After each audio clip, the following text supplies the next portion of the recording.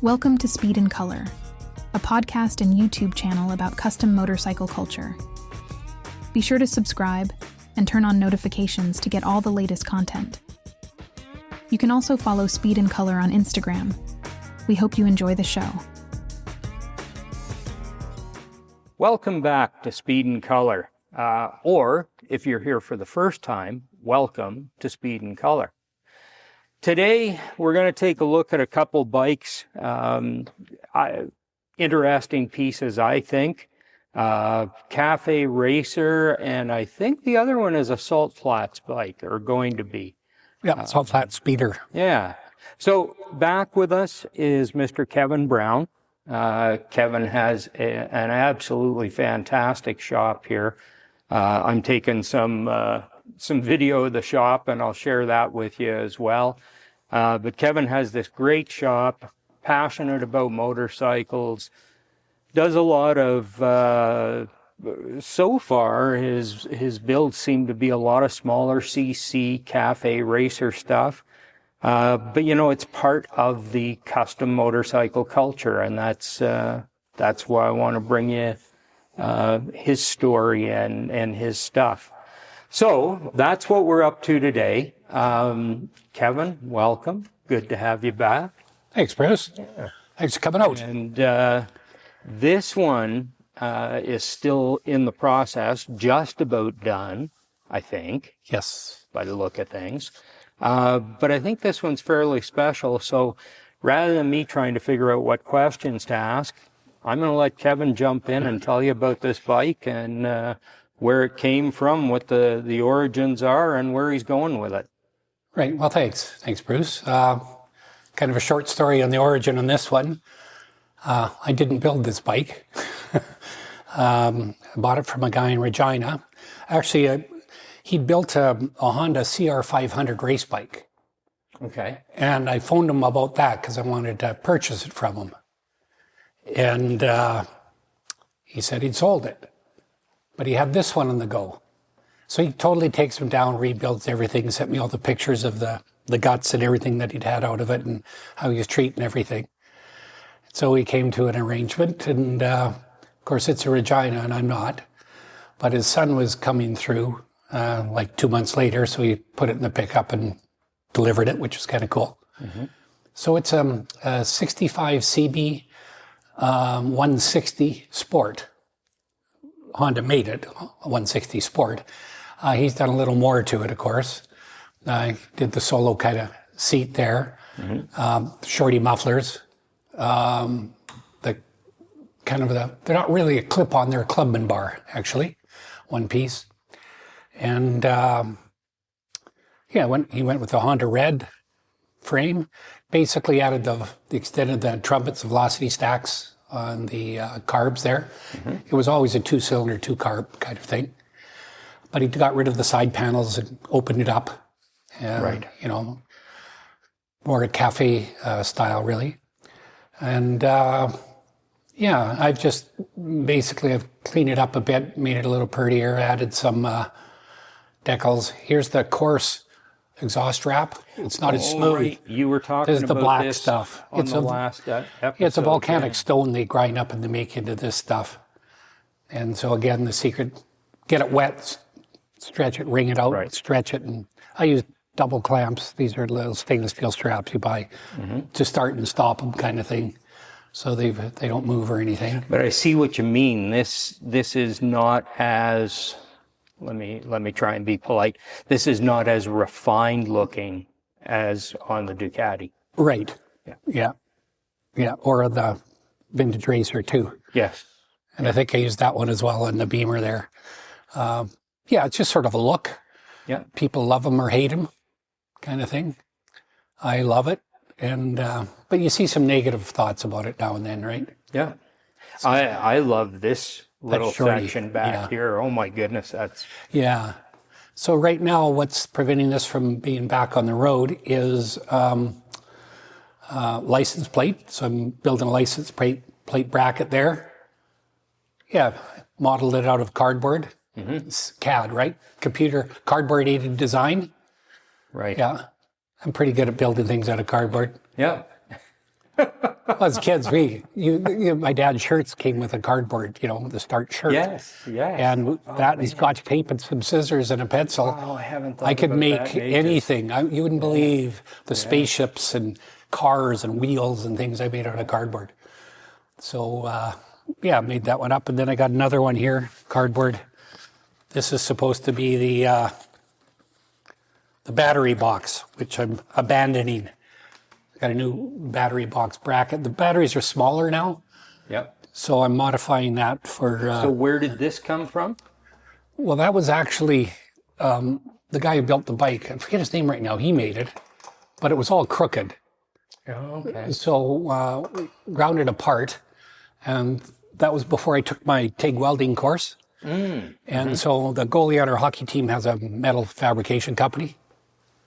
He built my welding table and the caps for these guys, backsplash for the sink and that sort of stuff. And he just welded it square. But it's the wrong size, so I'm going to carve it up. And I've got some ideas on how to make it look racy. I like holes, or like in the side of that thing. Yeah.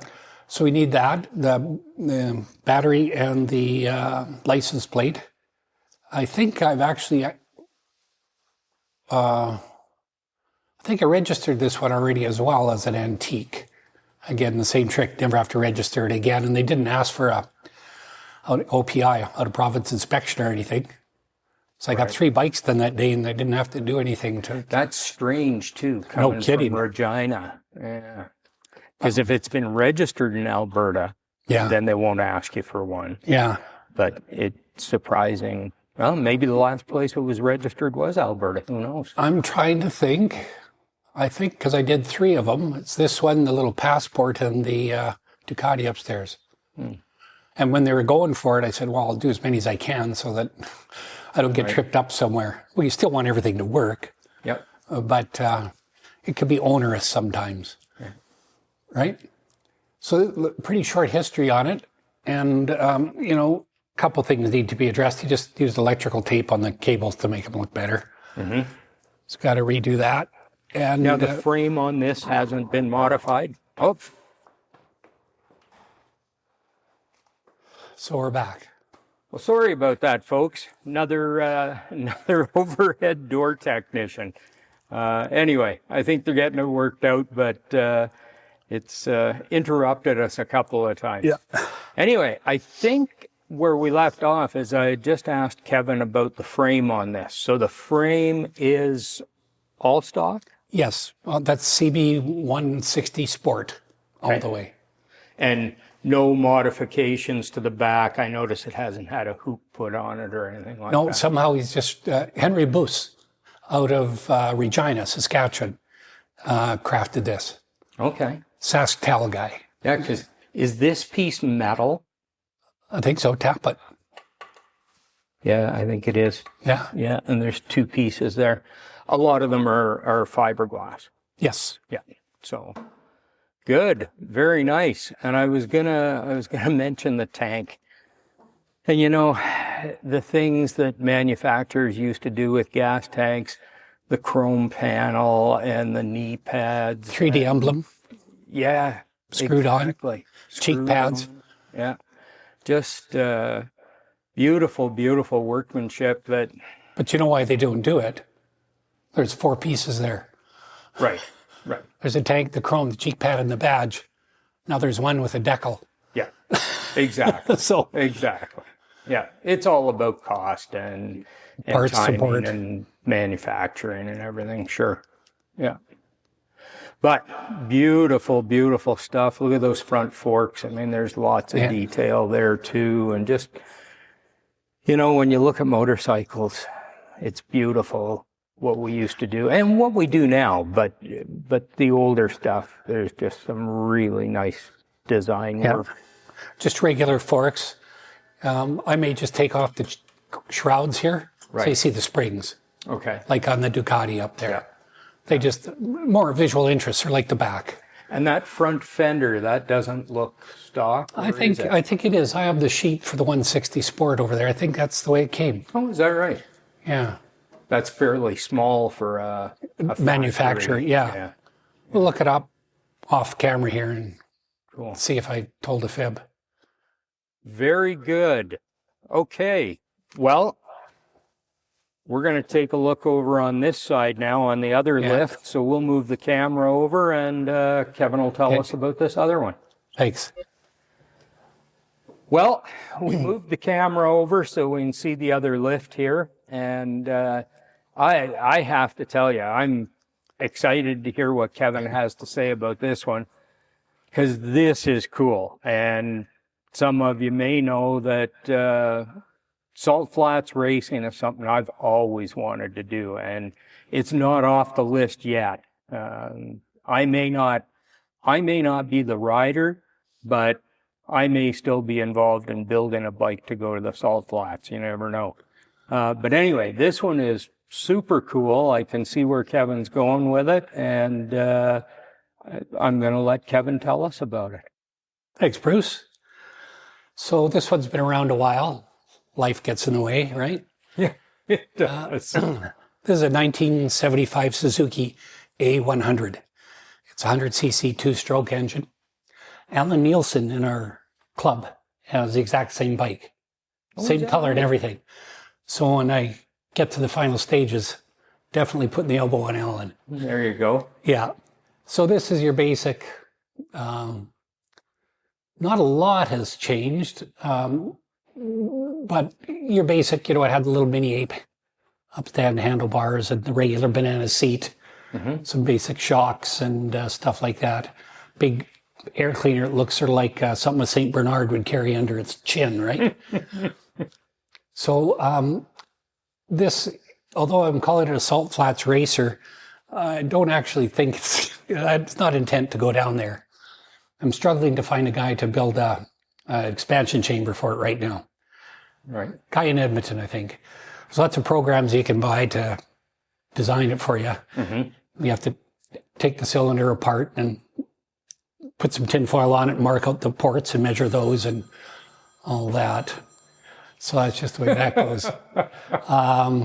But that, I think an expansion chamber definitely would liven it up a bit. Otherwise, I'll just take the old pipe and bend it upwards just because the other one was straight. Yeah. Well, two-strokes really respond to expansion chambers. The whole design of them as they expand and go to that tight exhaust is the pressure wave goes through there and bounces back and forces more fuel and some of the exhaust into the cylinder. Right. So instead of just a shot, it gets a shot plus of fuel air. Right. Yeah, so it's pretty clever. Right. So this thing, so Salt Flats Racer. I'm not trying to, like I said, trying to go to the Salt Flats, so I don't have to meet any guidelines or restrictions they have for about what you do to the bike. I like the look of them. They're cool. They're cool. So I bought some little straight bars, which I'll cut off. And then I put some vinyl wrap that looks like carbon fiber on there just as a test. So I can fake that, carbon fiber bars. We're getting rid of the signal lights. Of course, I had a little bullet LEDs, but they're to be incorporated into a fairing here, I think. So will this be streetable? Oh, yeah. That's absolutely the goal for it? Okay. License plate, the works. Cool. Yeah. So got rid of the air cleaner, bought this K&N one, which they won't sell to Canada for some reason, so had it sent to my sister's place at Atomic Motors and picked it up there. All right. Just to clean it up, make it a little simpler, right? Opens up some space. I'm going to do something artistic in there, I think, kind of. I saw some bikes at the Mecum motorcycle auction last January, or past January, and they had like a shredder kind of fake little design on the front, in front of the cylinders, a Gilliard or something, a European bike from the 50s. Looked pretty cool. The illusion of something, but it's not really there because it's mostly the absence of stuff, negative space sort of thing, you know. So all I've done on this one so far, the air cleaner, I made these little speed hubs here. That each side just out of some aluminum and put them together and use some vinyl fake carbon fiber on both sides. Right. And then bought some rubber edge trim to finish them up. And these are just zip tying onto the spokes. You have to use tweezers to get them started on the far side. I'll bet. When one's tight. Yeah. But that's kind of the idea there. Turns out you can't buy 10 or 20 feet of this. I had to buy 200. Really? And I bought 2 different sizes because I wasn't sure how round I wanted it. So you've got lots I've got here. extra if somebody needs. I put it around the windshields, the windscreens on the bikes, like on the vintage racer. Trims off the edge. Yeah. It's on the Beamer over there too, sort of thing. Yeah. Yeah, that vinyl carbon fiber, that stuff's amazing, isn't it? It looks pretty trick. Yeah. It's obvious at the splice where this is just sheet aluminum. Yeah. You know, just cut it out with a grinder kind of thing. For the effect. I mean, Exactly. It looks just great. And then my favorite thing is Bruce knows, tire stickers. Tirestickers.com. Yeah. So here, tirestickers.com, whatever you want. Nice. So my sister and her husband, here's the pitch. They own Atomic Motors in Las Vegas. It's a classic car and motorcycle dealership. They got like 39 employees, 5 acres, 4 buildings, 350 vehicles, 50 motorcycles. They got everything there, you know. So I'm doing this sort of in homage to them. So it's, you know, the Atomic Motors. This isn't their exact font. It sort of is. But from tire stickers, tell them what you want, make it up, glue them on. Nice. I think it makes them look quite good. It looks great. And lots of colors available? Yeah, I went for yellow on these Yeah. because I wanted to highlight something different. And then the yellow zip ties for there. I've tried 3 or 4 different tanks on here, what I wanted to do, and I've sort of settled, like going back to the original tank. I had various tanks where I was going to cut off the bottom to wedge a flat bottom or whatever. I like this one, and I've got a bunch of other tanks. One sitting back there I bought from the old motorcycle shop that I want to cut the back off like that and use it for the speed hump at the seat. Okay. And then the front of it, I want to use it as a bit of a fairing. And then the tunnel there, I bought this 3 stacked LED light for like a mountain bike or something. Right. It's quite tiny. Yeah. So that'll fit in there. Nice. Just look a little weird. You know? See, there's that creativity There you go. coming out. Yeah. And of course, get rid of the bumblebees here. These are giant things. And off the back as well. Have to have them because it had them when it was original. Right. Unlike the CB there, it didn't have signal lights to begin with, so you don't have to have them now. What year is this? 75. 75. I'll get rid of these shrouds here. I won't need the ears for the headlight. Right. And then I bought I forget the name of the company. They make custom gauges. So I bought a GPS speedometer. And you can pick your font and the style of the needle. Yeah. I was going to mount this. Actually, I was going to, out of the fairing, I was going to use the tank fill caps hole, put it in there and make a little shroud. And it works GPS. You're just running a wire to a little antenna on the back. Nice. So I don't have a cable. Remember, no cable for the Speedo up on the Yeah, you got to let me Ducati. know how that works out. Yeah, it is battery operated. Yeah. Right. And these lights too, I think they're only 6 volts. This is a 12 volt. I bought a couple long toggle single pole, single throw switches that sort of light up, long just levers. So like on for the ignition and on for the light. They'll just be battery operated or something. Right. But sort of like salt flats, you don't need a key or anything. These aren't, whatever. I'll never be far from it with the club or whatever. Yeah. I'm just debating right now if I cut off the center stand and just have the side stand, or if I keep the side or keep the center. Pretty handy to have a center stand, and just cut off the side stand just to clean up the bottom a little bit. Right. It's a pressed metal frame, right? So there's no steel tubing or anything. You don't really want to mess with a bunch of that. You want to use all the bolt locations, like I do. Right. I'm not comfortable enough with TIG welding that I want to weld on a frame I'm riding on. And there's those cheap Chinese remote reservoir shocks that I bought. Yes, those are special. Yeah, get a little bit of color, and $100 for the pair, and the reservoir is fake. Right. I don't know how well these are going to work at all, but they were the right price for this budget build. And modern rubber, again, some more Avons here, Road Rider, with a tube and a tubeless tire. I like that on these, they actually put a thumb screw under here and make it look like this. That's right. The illusion continues. That might do something. Yeah. Yeah. There's no oil or gas or anything in there. Yeah. Yeah, so this has been installed, and labeled everything. Of course, got to be able to find which ones are the signal lights. Have you had this one running? Oh, yeah. Oh, yeah. Oh, okay. Oh, yeah. Runs good? Oh, yeah. Yeah. Yeah? Oh, it's 100cc two-stroke. I mean, what do you talk? 6 horsepower? 5? Yeah. But it runs good. Yeah, it ran. Yeah. 2 strokes are pretty. Remember, I can take things apart, not necessarily put them back together, right? So I probably rely on some help for that. And apart from that, there's the battery. It's so tiny, right?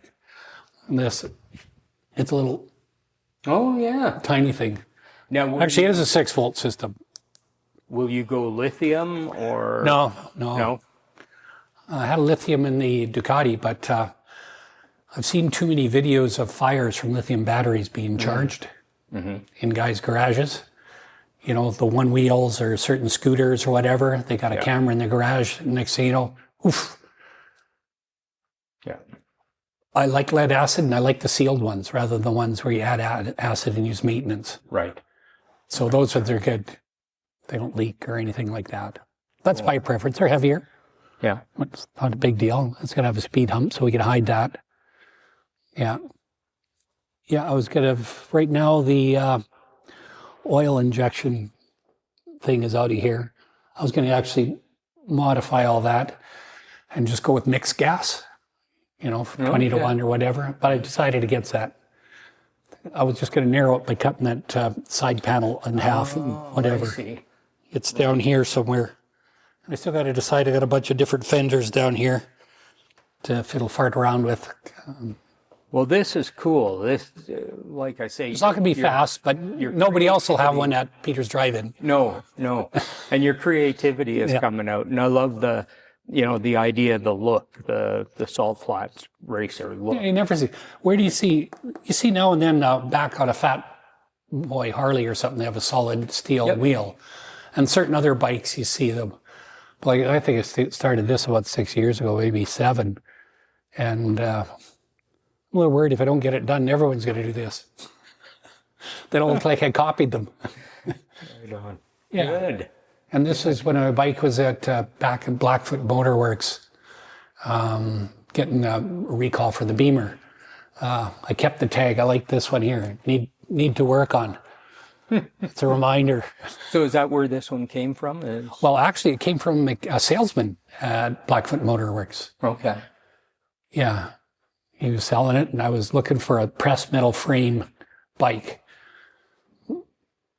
2-stroke. Yeah. Because they're simple and you have less stuff going on. Yeah. And I didn't have any 2-stroke bikes, so that was kind of it. And my loving and understanding wife didn't balk. Yes. Nice. So like Steve's wife the other day at that meeting, you know. Oh, she was all for it. With her new, what is that, a Radian or something? Yeah, Yamaha Radian thing. Yeah, that's cool. Yeah. Very good. Yeah, so this one here, I mean, I've seen, I tried to contact a guy in England. I saw a kit where they did a revised head for these and expansion chamber kit and everything. And couldn't get a hold of them, the wrong address, who knows, whatever it was. Saw it in a magazine. So that killed that idea. So I'm just on the expansion chambers. People that do it, but they spend a lot of time developing it, and then they want to sell 100 of them. Right. I need one. Yeah. It might be pretty price prohibitive even if they take it on. So we'll see. Yeah, we'll see. We'll see what happens. You never know. Sometimes you luck in and... yeah. Somebody's sympathetic or interested in, instead of welding another one up. Yeah. Maybe Cool. get it in the bench and flow it a bit. And So do you want to give us a tour of your shop? oh, sure, we got some time, I think. We can do that? Yeah. Okay. We'll use the other camera for that. Oh, okay. Sure. All right. Let's do that. Fantastic. Thanks, Bruce. So All right. Well, you don't know what you're filming right now. Can't see. I know I'm filming everything. Okay. So I'll just have It'll be this high in the picture. I'll have to do some constructive editing. Yeah. Okay. I wanted you guys to get a look at Kevin's shop. It's this shop is really something else. Different. It's it's different.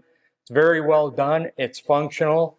I like that Kevin is not one of those guys who just comes in here and looks at stuff. I mean, there's a lot of stuff going on, and I see sawdust and different things happening, and Kevin talked about polishing pieces and making dust and dirt, which is going to happen if you're going to do stuff. So I like that it's a functional shop, but man, it's clean, it's organized, and I love all the memorabilia or decorations, whatever you want to call it. There's some really cool, there's posters, there's pictures, there's artwork, there's motorcycle parts, there's all kinds of stuff that just give the shop a real style, a real ambiance. It's very cool. So Kevin, why don't you take us for a little walk around here and show us some of the highlights? And of course, the motorcycle. Well, we'll start with the motorcycles, of course. Yeah. I'll get out of your way. Oh. I'll start back here. We can go left to right. Sure. Yeah, that'll work. So this is my latest acquisition. It was from the guy 4 doors down here. Oh, okay. It's a 1982 Honda Passport CT70. Basically a Cub. Yep. With 70 Cs as opposed to 50. And not 110, not the powerful one. Yeah, this will do about 70 kilometers an hour. And you said 82. 82. Yeah. Of course, with 70 cc's, you need an electric start because you wouldn't want to have to deal with that. No.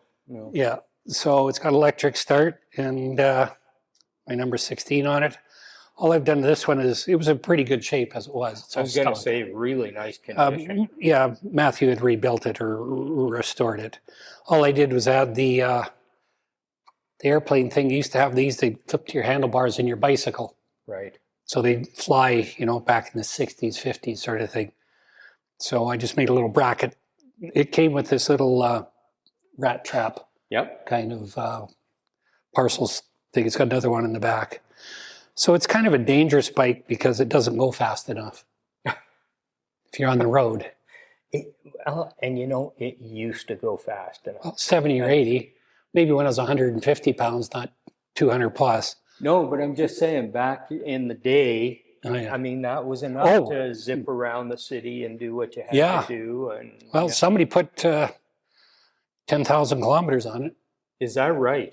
Wow. A little over 10,600 or something. So that's cool. Yeah, so took that to Peter's Drive-In night. We had to find all the back roads, so we weren't on a busy road. Yeah.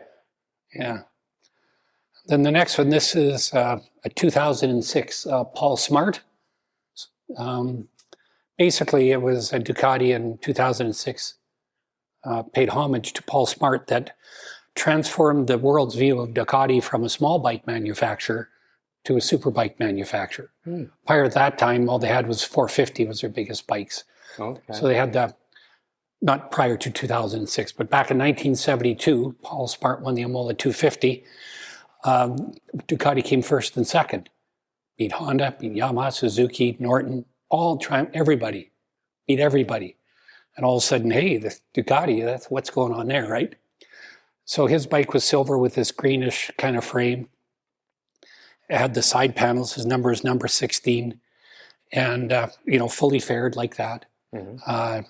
This is the modern version of that based on the Sport 1000 that Ducati made, I think 2005, 6, 7. This is a 1 year only. They made 2,000 of them, kind of limited production. I think they sold out in 3 minutes in the world or something. And I never bought it then. Couldn't afford it. Right. It's not a bike you can ride anywhere, really. It's kind of a poser bike, totally sexy. Yeah. I know one guy that put 30,000 kilometers on it, but he was a smaller guy, had a big tank bag, and he just laid on it. This thing is such a stretch. And the clutching is really heavy. And the braking, your wrists are always, it's hard on your body to ride in traffic. And unless you're doing 150 plus, where the wind is hitting you and taking the weight off your arms, it's a limited distance ride. Right. But single shock swing arm, tire stickers, of course. Modern rubber, some Michelin PR4s on this one. Yeah. Termigioni exhaust. Couple little race tech things, covers for the clutch and whatnot. That's the way I got it. I bought it secondhand off of a owner when Revolution went out of business here. Right. And, you take it somewhere and I'd say half the time somebody's waiting there to hear it start up with the Turbigione pipe because it's loud. Yeah. I'm sure it doesn't meet any criteria. Yeah. But, once you get it 4,000 or 5,000, it's pretty nice sounding. It's just a twin cylinder L shape, 2 valve per cylinder, not a lot of power, 90 horsepower. It's, 420 pounds sort of thing. So it scoots along okay, fairly torquey. It's not a super bike per se of super bike status now. Right. It is compared to when the Honda came out, the 69, the 750. Right. But it's just one of the sexiest looking bikes around. It's beautiful, yeah. So, of course, I put the stickers on the tires and some historical decals on the back because that's what I do. And the number 16. That's Paul Smart, yep. So that goes on all my bikes.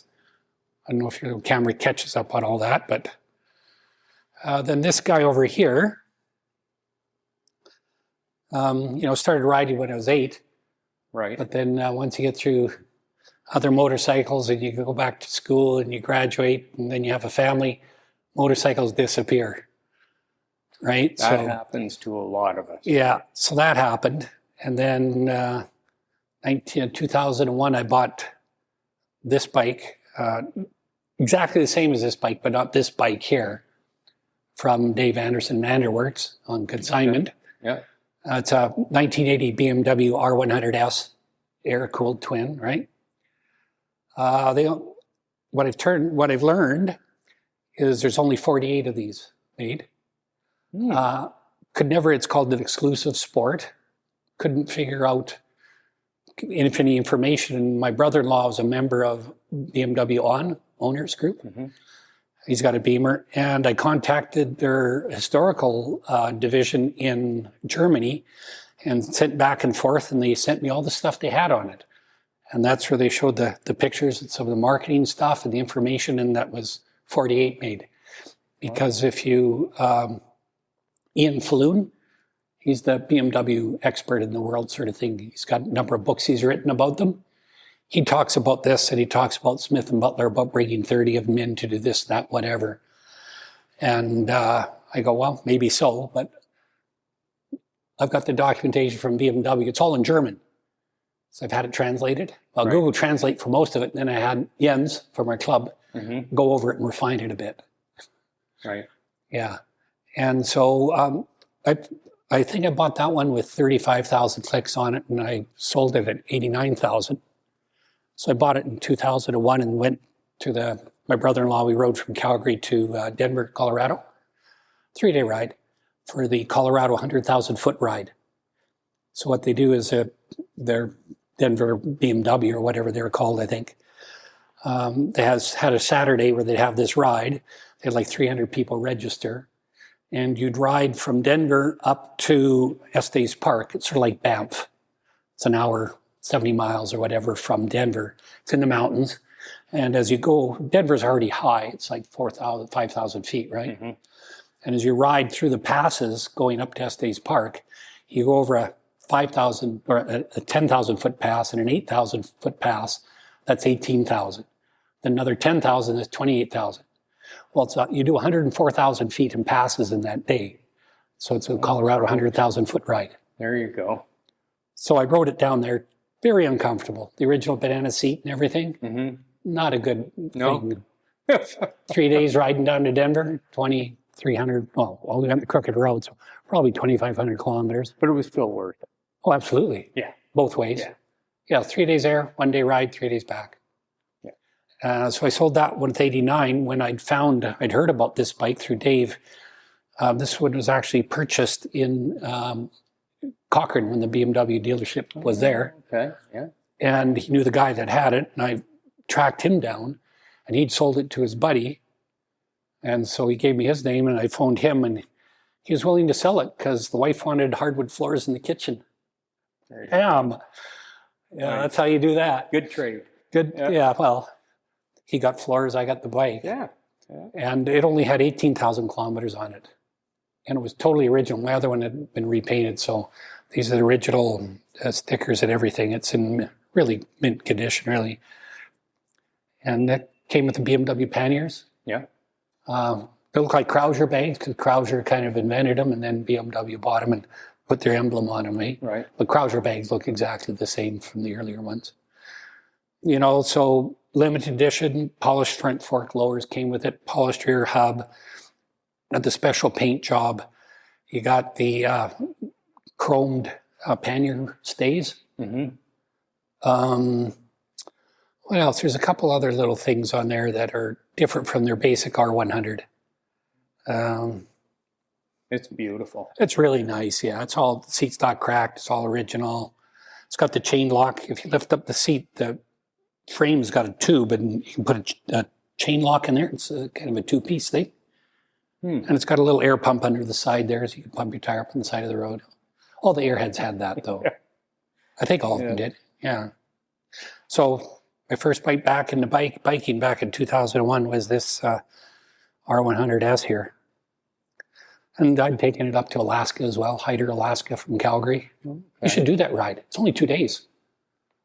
Like, Alaska comes way down the west coast of BC. Oh, right. So you don't have to go up to 60th parallel. 2 days. It's like going to Prince Rupert. Yeah. At the native gas station about 2 hours from Prince Rupert.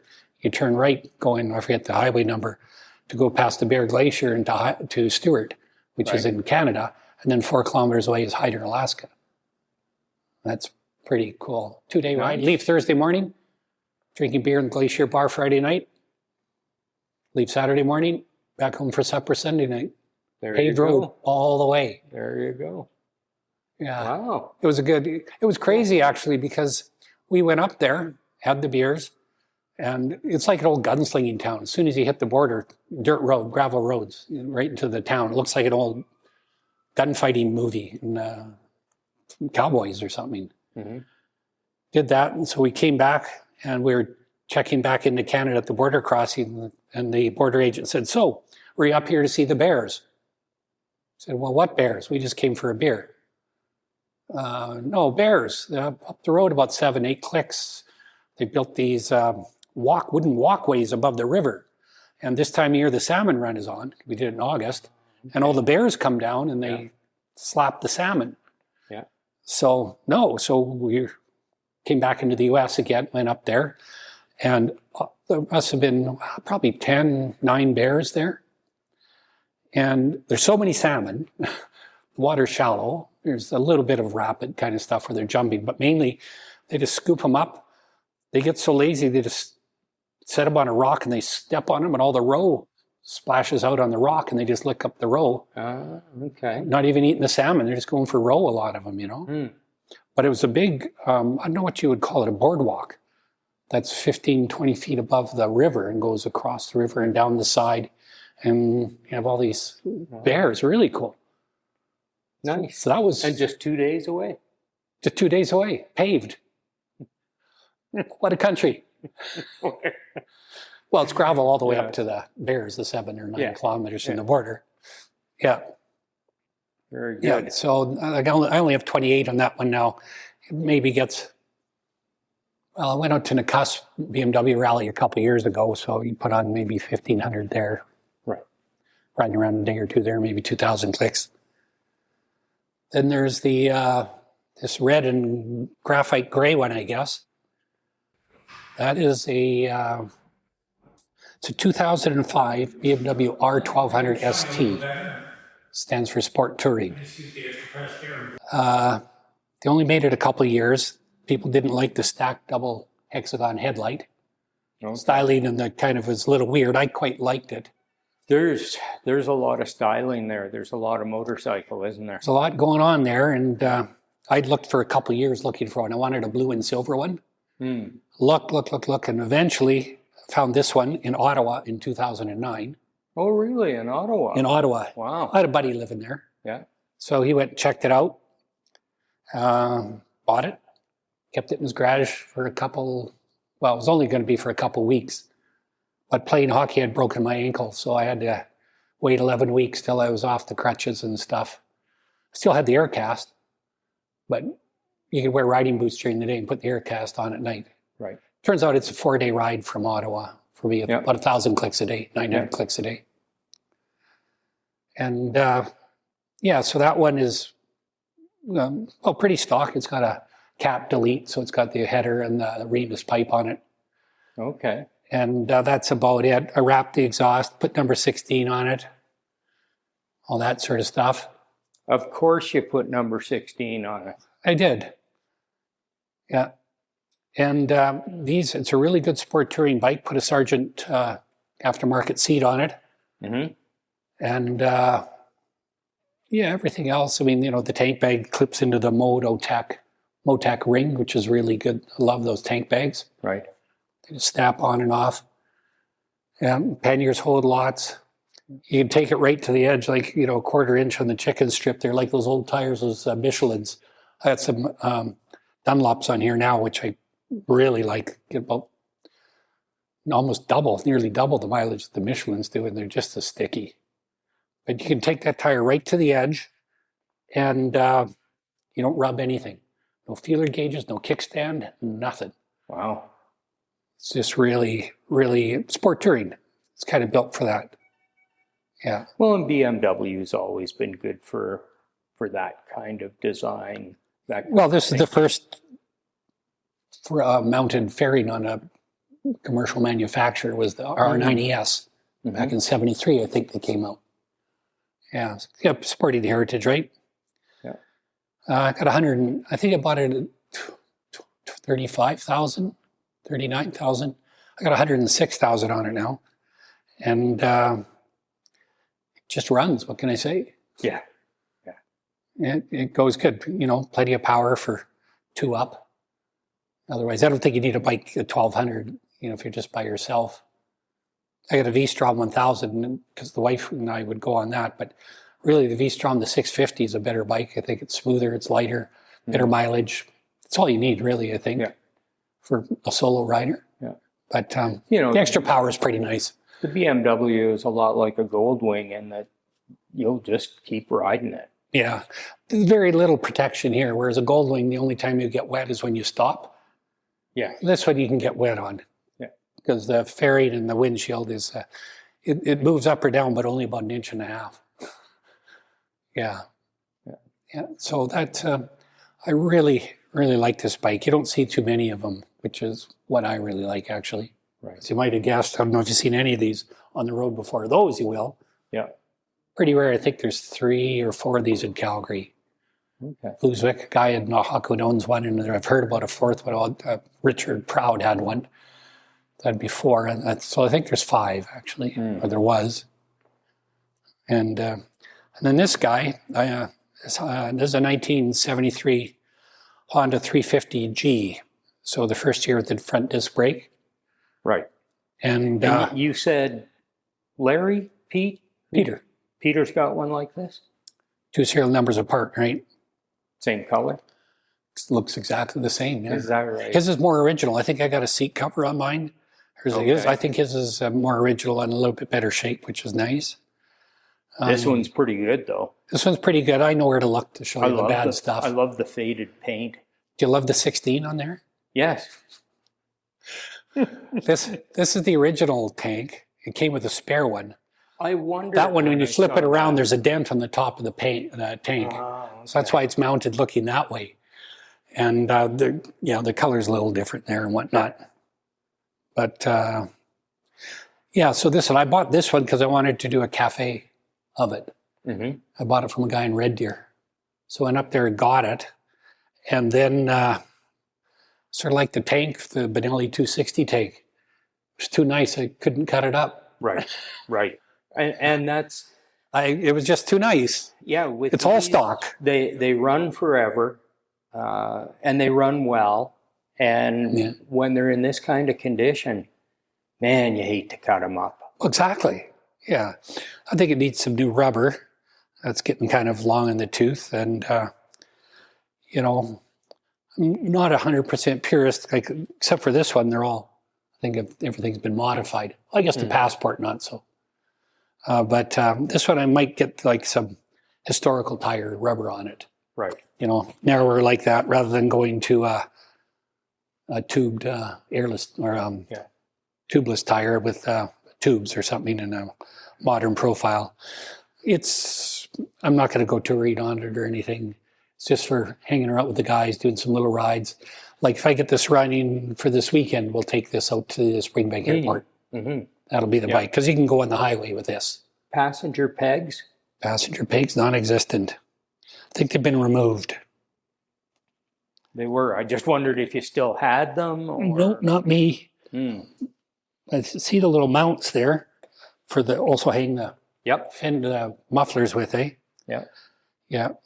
No, there's lots of little things that, you can point out.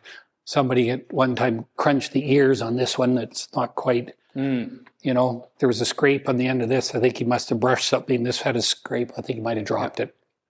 Well, we'll have to look for some pegs for you, because I think that's the mounting point. I think it is too. Right there. I think it's all set to go. It's all set to go. The reason I was looking at pegs is, I looked at, what did I look at the other day? A Rebel, or anyway, one of the Hondas. The new Rebel? And everything new, the pegs for the passenger or the grasshopper are mounted way the heck up here. Yeah, it's grasshopper and look. I look at that and I think, okay, who over the age of 30 is sitting on the back of that thing, right?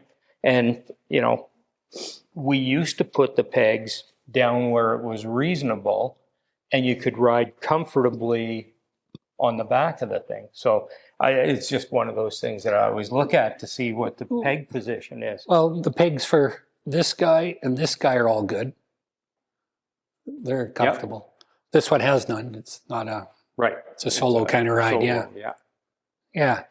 So I just leave them on the battery tenders all the time, and hopefully it seems to keep them for years.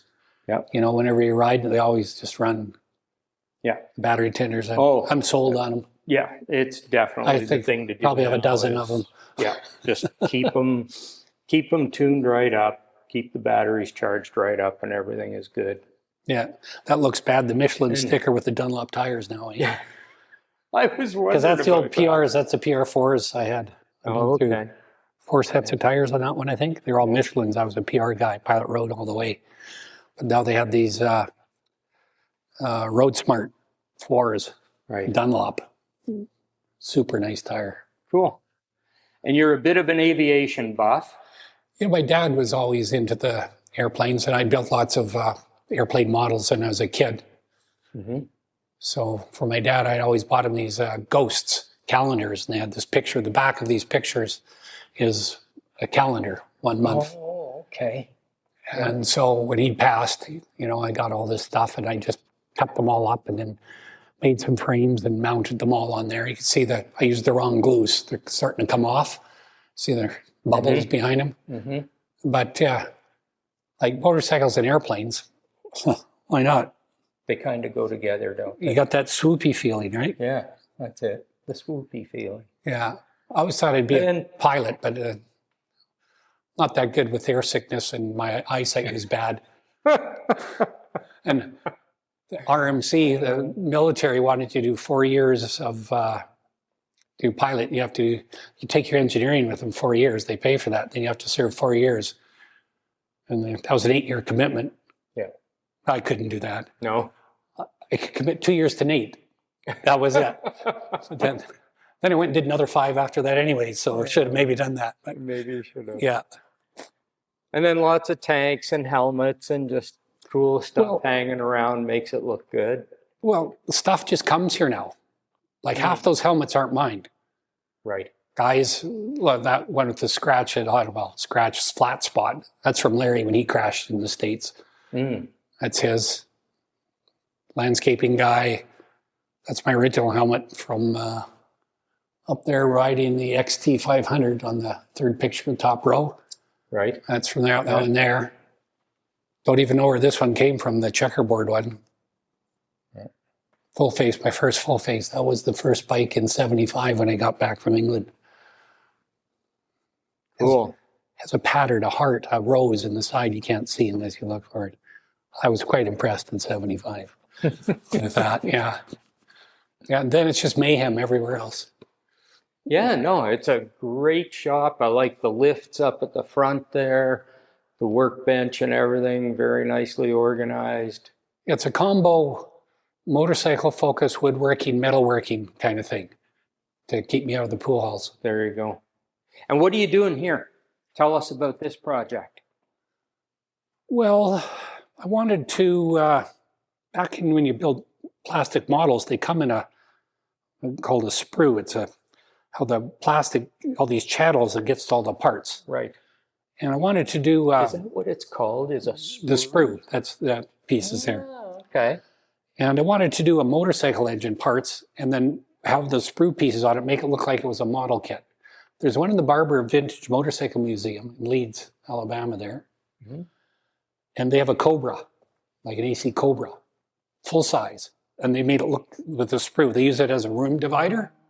Okay. I went, oh, I could do that. That looked really good.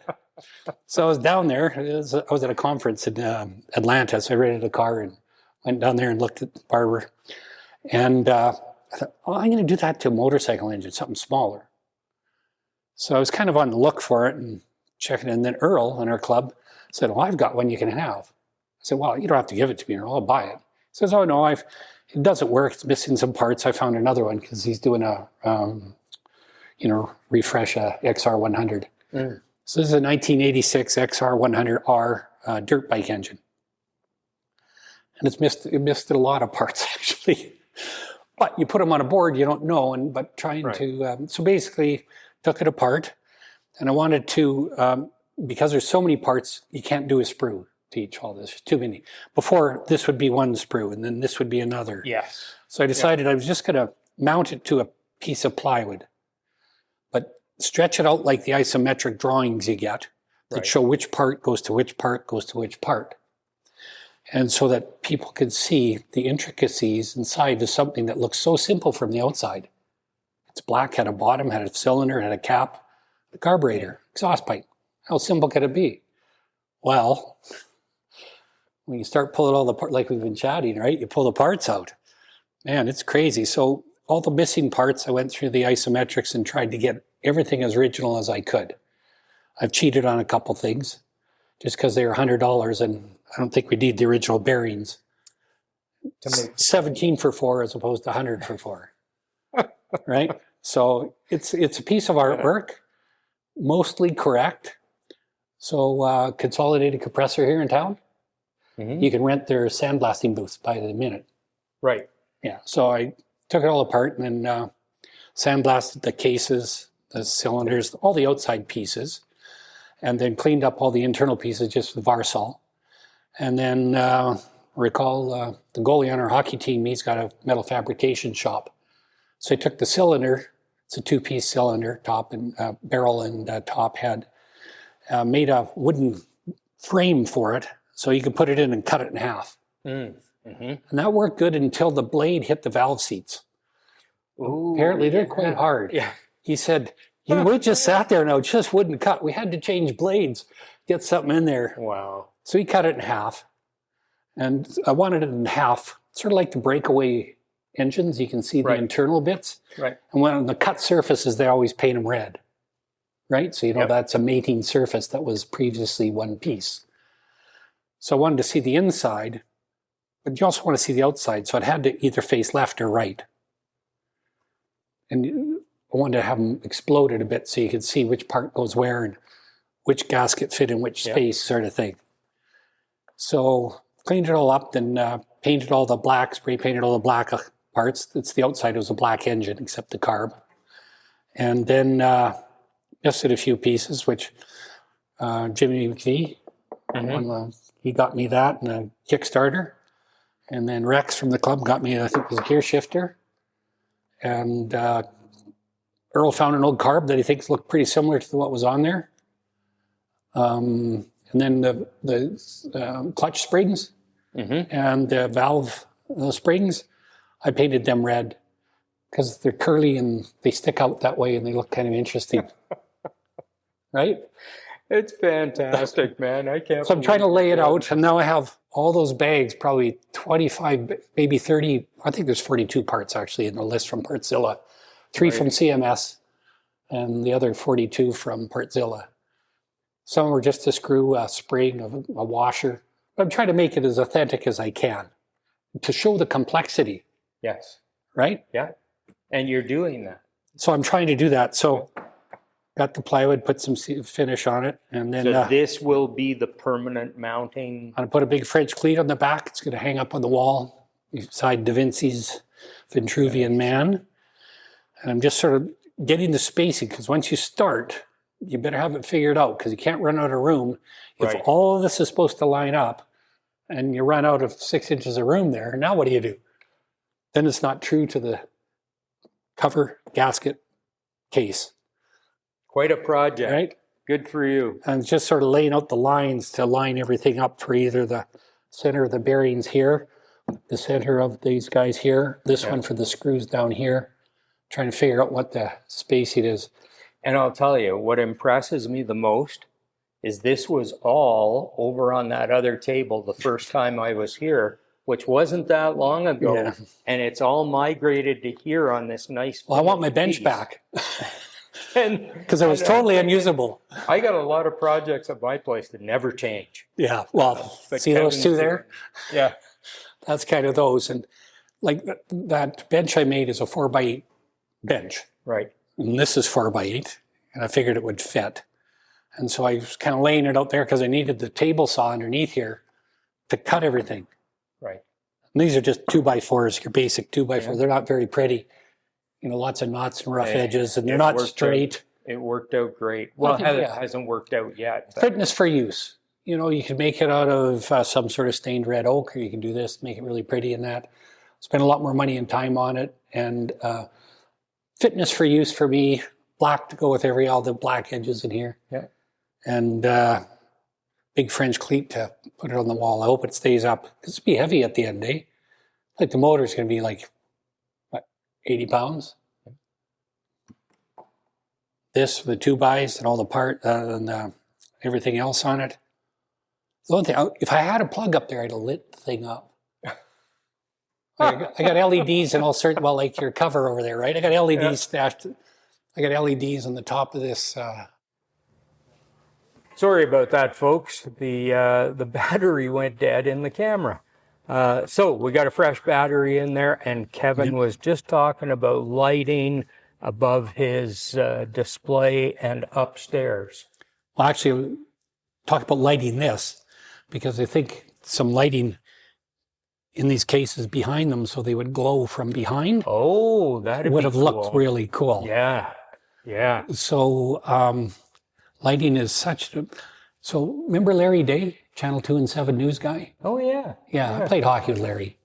And one time I'd asked him, because he and his wife, Christy McCullough, she wrote Wayne Gretzky's or Theron Fleury's book and Ghost Rider sort of thing, right? I asked him, Larry, and they had Pyramid Productions, they had like 30 staff. Why do Canadian movies or films, TV shows look so Canadian? You can tell right away. He says, well, let me put it this way. CSI, I'm not a CSI fan, but I've seen some of the shows, and you look at the depth that they get with the lighting in the lab. There's different levels and things going on. So you get the depth of the image and gets rid of that black and white, gray, two-dimensional look. Yeah. He says the lighting budget that they have for one episode of CSI is greater than the entire budget for the one episode of the Canadian show. Right. That's it. Just like you said, why don't you use lights? Because it takes so long setting it up and all this and trial and error. Yeah. You get more skilled, you have less error, but still a lot of trial. Lighting makes a huge difference, but again, and not making excuses and certainly not complaining, but for a one-man band who does the recording and the editing, Full and smash. the social media and You everything get it. else. You don't need that. I can do without lighting. Yeah. Yeah. But no, it does make a huge difference. Huge difference. Yeah. So, Yeah. So this is that'd a be little cool. project. It should be, well, the problem is it might sit on this. I have to rent a Zoom boom or a scissor lift to get it up over there. Move everything out, wheel it in. Yeah, because it would be Three a challenge guys. with a couple of 60-year-old guys on step ladders trying Well, that's the, yeah. to get it up. See, that picture up there, Valentino Rossi, Yeah. 2019, Sepang, winter testing. That's 4x8. It's the same size as this. Looks tinier up there though, but it's 4x8. Yeah. Had to have a scissor lift down so we could lift it up. Same thing with the couches. They wouldn't fit up. Oh, it was too hard. Okay. So we just put them on the scissor See, and I lift was just thinking, at least that you could have laid on the floor upstairs. and hung it If over. that doesn't go to the floor. Well, I still had to make the French cleats to hang those up there, eh? Yeah.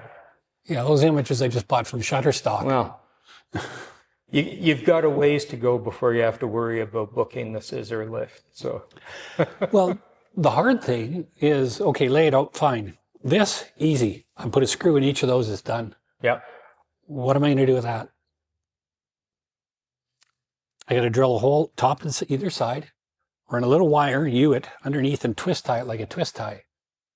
Because I don't want to see a bunch of screws. See, this is How underneath. thick is your plywood? 3/4 inch. Well, 23/32. What if you sunk a magnet in the back of it?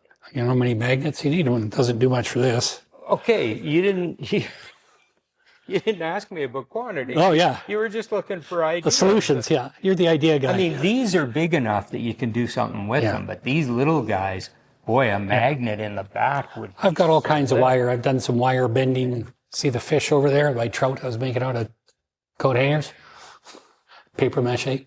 I still like the magnets. I'm a magnet guy. Kevin, you got lots going on. Yeah, there's a lot of It's stuff very going on. cool. Thank you for showing us your shop and your projects and all this cool stuff. Thank you for being with us. Instagram, podcasts, YouTube channel, check it out. We're here every second week, and hope you get something out of it. I hope you enjoy it. Please subscribe, like, comment, all that stuff. If you have any questions for Kevin, send them through in the comments section, and I will get answers for you. So that's it for today. Thank you so much. We will see you again soon.